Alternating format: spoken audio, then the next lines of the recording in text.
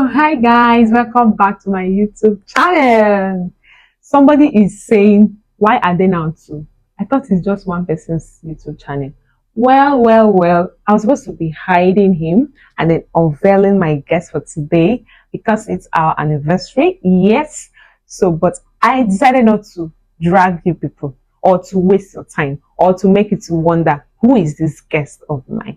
All right, guys. So, let me introduce to you my special one, my favorite person, my dear husband, my soulmate, my everything you can ever think of. Yes, I'm not here to oppress the single Pringles. I'm just here to share with you my excitement for being married in the last 5 years. It's been an amazing journey. But before we commence in this conversation for today, let me allow my special guest to introduce himself. All right, so tell us who you are. Okay, hi everyone. So, by the special grace of God, I am the husband to chat with Christy. Yes, so I'm here on a special assignment, and okay, yeah, we'll see how it goes today. Happy to Yes. be here. See you all. Yay. All right, guys. So, like I told you, today is a special edition as our anniversary consigned. For your marriage to be blissful, you have to be one on every front. There must be unison in your marriage. You cannot be running your marriage as separate entities. You can't be running your marriage as separate individuals. You have to. That's why the Bible said that two shall become one. So the moment you become married, there is no longer I, it is now we. So that's the first lesson that we've learned in the 5 years we've been married. So that has helped us. Whatever we do, we must be in one accord. We must have the same um, objective. And if we disagree, we have to find a way to agree in our disagreement before we can carry out something. You don't just say, okay, my spouse did not agree, so let me just do my own thing. He can do his own thing. Or, oh, my spouse did not agree, let's just do our own thing. I'll do my own thing. We don't do that. Then the next point. Okay, so yeah, the number two lesson that we've learned in the past 5 years for marriage is that you have to be constantly learning to improve yourself. You have to be constantly learning to stay together always. Yeah. Right? Knowledge is key, so no one knows it all. You have to be in the knowledge in a learning mood, right? So you have to be constantly reading books, attending seminars, going to workshops, learning to improve. Whatever you think you know before you get to marriage is not enough. So you have to be prepared, have an open mindset and not a closed mindset. Be open to learning, be open to knowledge, and be open to wisdom. And with that, to be able to accumulate all the resources that you need and learn as much as you need to in order to improve your marriage. So that's the lesson number two. Lesson number three is that we discovered that there are three major issues that always causes problem in marriage. Three major things that causes marriage issues. And they are number one is communication, the next is finance, and the last is sex in no particular order. So when you are able to deal with these three, you will have a better and sweeter marriage because on these three lies all the issues that we have in marriage. Talk about communication. When people are not able to communicate or be on the same page in their communication. So when we have the same view or when we communicate respectfully and on the same, the same order, it makes the marriage sweeter actually. But when you are having issues with your communication, it can lead to divorce. There are so many people that are divorced not because there was a cheating or anything, but because they don't find themselves speaking the same language. So you have to speak the same language with your partner to have a beautiful marriage. And for finance, is also a major issue. So many people are struggling in their marriage because they don't have the same view on finance. This one thinks that your money should be your money and my money my money. This other person thinks we should work together. So there has to be that understanding of what finance should do in marriage. Finance shouldn't tear your marriage apart. It should bring it together. So you should have the same finance. You should run your finance together and be accountable to each other when it comes to the finances that you have so that you can even grow more in your finance. And the last part is sex. Sex is a big deal. Like we all know, is a major cause of marriage failure and marriage destruction, if I'm to say. So many people are using it as a tool to destroy other marriages. Why married people are not maximizing their marriages? Because yes, sex may not be all there is to marriage, but it is a very key aspect of marriage. It is the icing on the cake of your marriage. So if there is no sex in marriage, if there has never been a sex in a marriage, it's no marriage. Sex is what you use to solidify whatever it is that you have. It is where the marriage is being consummated. So without these three, your marriage is going to tear apart. It may not happen immediately, but trust me, it will. But if you're able to deal with the three, then you're good to go. So the fourth point. Okay, so the fourth lesson we've learned in marriage over the past 5 years is that you need to have an accountability system in order to stay faithful and be committed, right? So you don't need to rely on both your judgments to move forward. So you need to have an accountability system. So maybe it could be something like attending the same, belonging to the same religion or the same faith, and having a spiritual authority over the marriage. Is so that in case of any issue that might happen, you will need someone that can both of you can listen to, that can speak to you, that can advise you, that can like a mentor, like a guide, right? So it could be your pastor in the church or anyone that you hold of high esteem to be an authority over the marriage. So it's very important in case so that yeah, it's better that you have that authority over your marriage as you help you to stay committed and stay faithful to each other. Yes. So talking about accountability system, we belong to an accountability system. So we are not just telling you what we are not doing, we're telling you what we have practiced over the years. So we belong to a marriage system, a marriage accountability system known as the Couples Conclave, run by the Marriage Seal Academy with the lead coach being Coach Kunle Ologe. So you can check them out on social media. I'm sure you benefit if you're married. You have to join them. You have to join us because we are still in. We've been there 2 years and counting, and we are already inside the one for next year. So you can see we take our accountability system very seriously because we don't want to relax. Don't trust yourself too much because you can fall. So in order not to fall, there has to be someone shining the light on you, which is what the Couples Conclave does for us. It helps keep us in check. It helps to remind us what we already know and what we do not know. It helps to hold us accountable to what we promise to each other. So the last point is that there are 5 intimacies that you must have in your marriage. And the first one is spiritual intimacy. The second one is financial intimacy.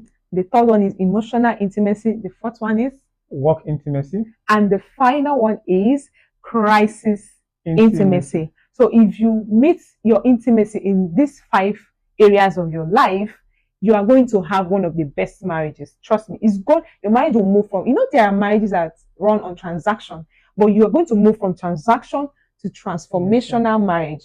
And beyond transformational, there is a level called the transcendent family and transcendent marriage. So to get to that point, you need to have intimacy on this level because we only know intimacy to be just, being able to undress. Yeah, you've married, so you see your nakedness and that's all. There is more to intimacy than the physical intimacy. You see, we didn't even mention the physical intimacy because that's the list of it. You can do that as a snap of finger. People even do it with people they're not even married to.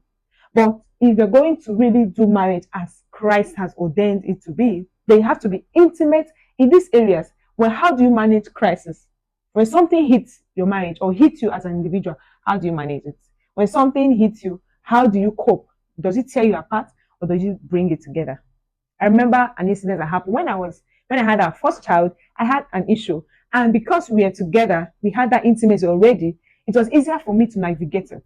I had a major issue, a heart issue when I had our first child. I was in and out of hospital for a very long time, but it didn't tear us apart. It helped us to grow more stronger. It helped us to become closer and bond more because at that time you need the support of your partner. And my husband was very much supportive. He was always there. He was working, and it didn't stop him from providing the support that I needed all through that period, so that I can at least focus on recovering and not worry that my partner is now that period is a time that people can actually go and cheat on their spouses because that your wife is not even healthy enough to give you what you need. But because we have attained intimacy in that crisis intimacy, we are able to navigate through that period. And it has taught us so many lessons, and we have grown from that. Financial intimacy is a key aspect. Babe, do you want to talk about that? Okay, so so financial intimacy requires that both of you be at the same page when it comes to managing your finances. Right, there is this popular saying that people believe that a woman's money is her money and a man's money is our money. So that might not really go well down if you want to look at financial intimacy in family. So you have to be at the point that both of you agree and believe that both resources owned by each person are managed by both persons. So that means that the other person is fully open to the other person's finances and vice versa. So it has to be a collaborative effort. So it's not an issue of one person running the whole show. So whatever the other person does, the other person must be aware. Whatever the person is doing, the other person also must be aware. So there has to be openness in the way you manage resources, and that also helps you to be very prudent and not to be wasteful, Mm. right? Because sometimes when you think of what how you will explain to your wife that how to spend this money, so that might put some wisdom in you in order to Yeah. be sure that okay, you are making the right expenses Decision. Yeah. because they're going to explain how why this expenses is there. Right. That also help you to do proper budgeting in your family. On every monthly basis you have to budget. And for you to do that budgeting means that you need to be aware of what both of you earns Mm-hmm. and be able to portion it rightly to both your essential needs and non-essential needs, Yeah. and as well as your investments and all that. So that is very key, and you can only achieve that if you are financially intimate, Yes. right? Yeah. All right. So the third one is spiritual intimacy. People think that love is what drives marriage. It's far from it. Love is one of the least things. Yes, love is important, but if you are not intimate spiritually, when I mean spiritual, I don't mean it in terms of all the religiosity that we come with. Really being intimate spiritually. And what do I mean by that? For instance, and this is no um casting aspersion on any religion, but if you are a Christian, at least start with marrying a fellow Christian. It makes your work easier for you. If you're a Muslim, of course you should marry a Muslim. When you have to struggle to attain a balance in two different religion or belief system is a struggle because marriage is difficult in terms of what you need to do to make it work. It requires a lot of hard work. So if you already have a hard work to put in, if you now add this extra one, I think it's a lot of work actually. We are even dealing with that. And then you come down to church, if both of you are Christian, you still have to be in the same under the same authority, spiritual authority. When couples are going to different churches, it can create chaos in your home. It can cause confusion for the children. Because today your pastor said that you should fast. My pastor said we should enjoy. So which one do we go for? The children are now turning between should I fast? Should I, eat? So you need to be on the same thing. You need to hear the same thing. That's one of the things that made me to marry my husband because I wanted to be with someone who understands what I do, why I do it, and how I do it. So we were both members of the same church. I had other people who were, from a good church, not that they are from a bad church, but because they're not under the same ministry, I didn't even consider them. They were not bad person, but they could not. They're not the right person for me, of course. So being in the same church helped us to understand ourselves better and to make the right decision. So you have to attain spiritual intimacy with your partner. Then the fourth one, yeah. The fourth intimacy we mentioned earlier is work intimacy, right? So this might be a little bit dicey or Mm. tricky for people to grab, but what is referring to is the fact that both parties need to be aware of what each other does in Mm-hmm. terms of their profession, and you have to be kind of show some interest in what your wife does and what your husband does because it has a way of strengthening the family, right? And also ensure that communication is also achieved or maintained, Yeah. right? In a situation where so we have scenarios where some families, let me use this analogy, where a wife is a supporter, the husband is a football lover, and the wife is a not football lover, right? And in the situations where they're watching match and the husband is fully engrossed in the match he's watching, and the wife is feeling out of Yes, left out. left out, yeah, feeling left out, and so that kind of scenario can create a gap, right, in their communication because at that point they don't have any connect, in so there's no connection in what the husband likes at that moment and what the wife Mm-hmm. likes. So the wife is not interested in football, but the Mm-hmm. husband is engrossed in football. So that could create a a disparity or a separation in their communication. Yeah. So the same thing happens here in work intimacy. So if your husband's work, if you're not in sync with what your husband does, so maybe at some point where your husband is talking about his work or fully engrossed in his work and not able to contribute or make what he does. Mm. So that can create a separation of communication. But if you're able to understand or have an idea of what your husband does and able to Mm-hmm. contribute or Yes. even patronize him or sympathize with him in case of when he's having difficulties in his work. So that will really help to create a bond or make the intimacy stronger. So the same thing goes around for the other parties, and whatever your wife does, you have to show some interest, even if it's trading or whatever it does. Like you need to know what they do at least, and then be able to contribute and communicate and discuss that. So that is where working intimacy comes in. So whatever the man does should not be entirely left alone for the man. Yeah. it's possible that they might be in two different fields before they got married, but as soon as they get married, you have that work to deliberately build that work Yes. intimacy, irrespective of how different the professions are, but you need to do that because it's essential to strengthen the marriage. Yeah.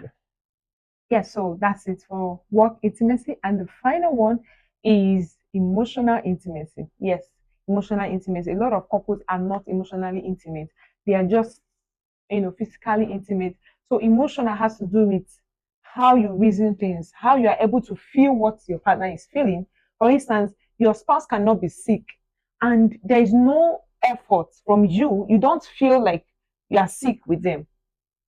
They are sick, it has to be your own sickness as well. If your wife is pregnant, it should also be a burden for you. You should be pregnant as a man too. And you don't need to be physically pregnant, but the things you are able to do, you can make Yeah. contribution.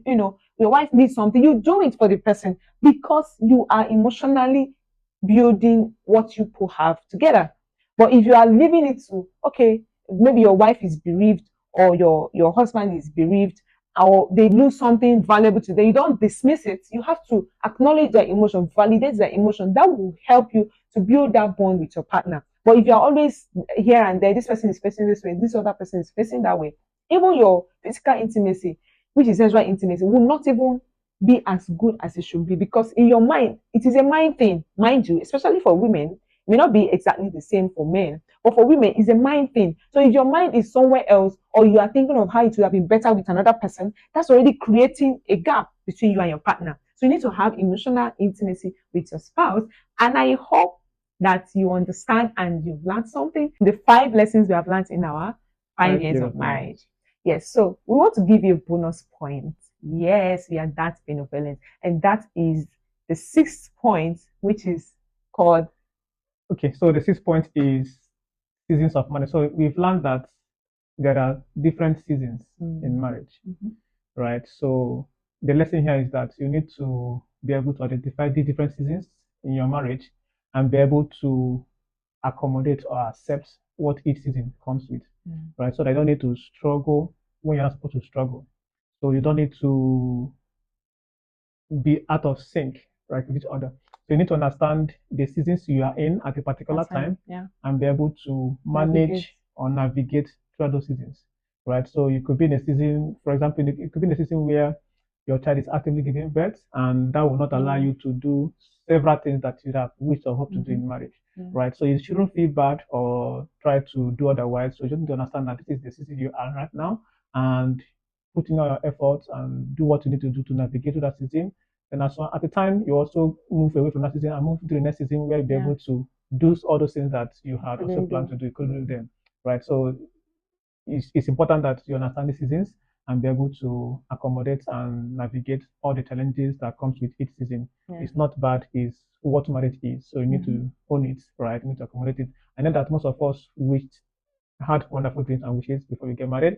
And this season seems like we are not getting it, but that is how it is. So you need to understand the seasons and prepare ahead of time and be able to navigate the seasons and enjoy your marriage to the fullest. So marriage is meant to be enjoyed at every point, right? It's not something that you worry or complain, but yeah, you need to enjoy it. And enjoying it means that you need to understand what works and not doesn't work at each point or at each season in the marriage, right? So yeah, thank you for listening to our TED Talk. So, Mr. and Mrs. Ikedeze Onyeforo, don't forget that this channel is here to feed you with the best of information and knowledge that you need.